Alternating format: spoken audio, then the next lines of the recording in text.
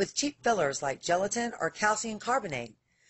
Doctors have clearly stated that for the product to be effective, it has to be 100% pure and have at least 800 milligrams. The key ingredient in the green coffee bean is a natural active compound called chlorogenic acid. It works by inhibiting the release of glucose into the body.